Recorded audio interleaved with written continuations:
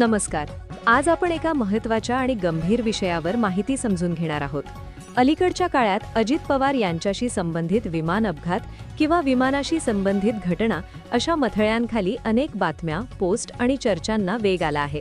या पार्श्वभूमीवर नेमके काय घडले नाही, कोणती माहिती अधिकृत आहे आणि कोणती माहिती तपासाअंती समोर आली आहे, हे सगळे मुद्दे आज आपण क्रमाने आणि शांतपणे समजून घेणार आहोत. सर्वात आधी एक गोष्ट स्पष्ट करणे गरजेचे आहे. कोणत्याही सार्वजनिक व्यक्तीच्या बाबतीत विमान अपघातासारखी घटना समोर आली की लोकांमध्ये भीती, संभ्रम आणि अनेक प्रश्न निर्माण होतात. त्यामुळे अशा वेळी अंदाज, अफवा किंवा अपूर्ण माहितीवर निष्कर्ष काढणे टाळणे फार महत्त्वाचे असते. याच कारणासाठी हा व्हिडिओ केवळ उपलब्ध माहिती, अधिकृत अहवाल आणि तपास संस्थांनी दिलेल्या तपशिलांच्या आधारे तयार करण्यात आला आहे. आता नेमकी पार्श्वभूमी काय आहे ते पाहूया. काही दिवसांपूर्वी एका खासगी किंवा चार्टर विमानाशी संबंधित तांत्रिक बिघाड, आपत्कालीन परिस्थिती किंवा उड्डाणापूर्वी घडलेल्या घटनेची माहिती समोर आली. या घटनेचा संबंध अजित पवार यांच्या नियोजित प्रवासाशी जोडला गेला आणि त्यामुळे विषय अधिक चर्चेत आला. काही ठिकाणी याला प्लेन क्रॅश असे शब्द वापरले गेले, तर काही ठिकाणी टेक्निकल इश्यू किंवा इन्सिडेंट बिफोर टेक ऑफ असे नमूद करण्यात आले. इथे महत्त्वाचा मुद्दा असा आहे की विमान अपघात आणि विमानाशी संबंधित तांत्रिक घटना यामध्ये मोठा फरक असतो. अपघात म्हणजे विमान कोसळणे किंवा गंभीर नुकसान होणे, तर अनेक वेळा विमान उड्डाणापूर्वीच तांत्रिक कारणांमुळे थांबवले जाते, रनवेवर परत आणले जाते किंवा उड्डाण रद्द केले जाते. विमान वाहतूक क्षेत्रात अशा प्रकारच्या सुरक्षा आधारित निर्णयांना प्राधान्य दिले जाते. या प्रकरणात समोर आलेल्या प्राथमिक माहितीनुसार उड्डाणापूर्वी किंवा टेक ऑफच्या टप्प्यावर काही तांत्रिक बाबी निदर्शनास आल्या. यानंतर मानक प्रक्रियेनुसार संबंधित विमानाचे उड्डाण थांबवण्यात आले किंवा पुढे ढकलण्यात आले. प्रवाशांच्या सुरक्षिततेला प्राधान्य देऊन कोणताही धोका पत्करला गेला नाही, अशी माहिती काही अहवालांमधून समोर आली. यानंतर या प्रकरणाची माहिती नागरी विमान वाहतूक महासंचालनालय म्हणजेच DGCA पर्यंत पोहोचली.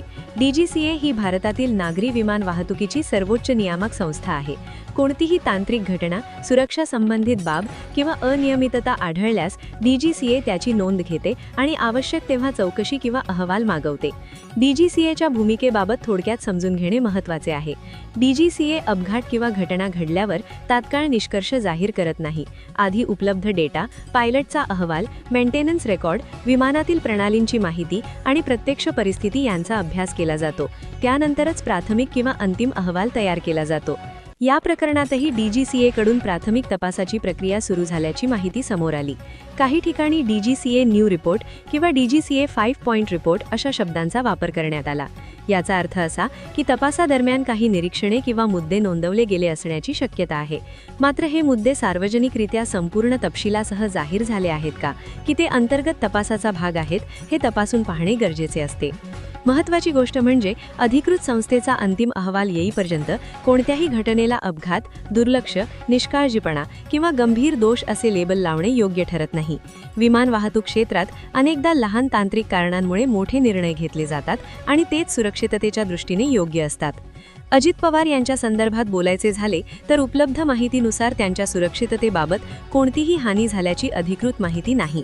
प्रवासात कोणतीही जीवितहानी किंवा प्रत्यक्ष अपघात झाल्याचा अधिकृत पुरावा समोर आलेला नाही. त्यामुळे क्रॅश या शब्दाचा वापर काही ठिकाणी संदर्भाबाहेर किंवा अतिशयोक्त पद्धतीने झाल्याचेही दिसते. याच ठिकाणी प्रेक्षकांनी एक गोष्ट लक्षात ठेवणे गरजेचे आहे.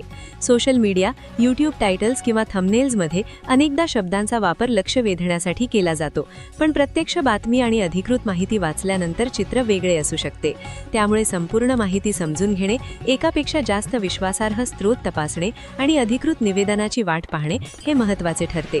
DGCAचा अहवाल नेमका काय सांगतो याबाबत बोलायचे झाले तर बहुतांश प्रकरणांमध्ये अहवालात तांत्रिक बाबी, मानक प्रक्रिया पाळली गेली का, मेंटेनन्स योग्य होते का, पायलट आणि क्रूने नियमांनुसार निर्णय घेतला का यावर भर दिला जातो. अशा अहवालांचा उद्देश दोषारोप करण्यापेक्षा भविष्यातील सुरक्षा अधिक मजबूत करणे हा असतो. या संपूर्ण प्रकरणातून एक सकारात्मक बाब समोर येते, ती म्हणजे विमान सुरक्षा यंत्रणा. कोणतीही शंका निर्माण झाल्यास उड्डाण थांबवणे, प्रवाशांची सुरक्षा पहिली ठेवणे आणि नियामक संस्थांकडून तपास करणे हे सगळे उपाय प्रणाली कार्यरत असल्याचे दर्शवतात. शेवटी या विषयावर निष्कर्ष काढताना आपण इतकेच म्हणू शकतो की चर्चित असलेली घटना ही तपासाअंतर्गत असलेली विमानाशी संबंधित बाब आहे. अधिकृत अहवाल पूर्णपणे जाहीर होईपर्यंत कोणतेही ठाम निष्कर्ष काढणे योग्य नाही. अजित पवार यांच्या सुरक्षिततेबाबत सध्या उपलब्ध माहितीनुसार कोणतीही नकारात्मक घटना घडल्याचे अधिकृतपणे समोर आलेले नाही. हा व्हिडिओ केवळ माहिती देण्याच्या उद्देशाने तयार करण्यात आला आहे.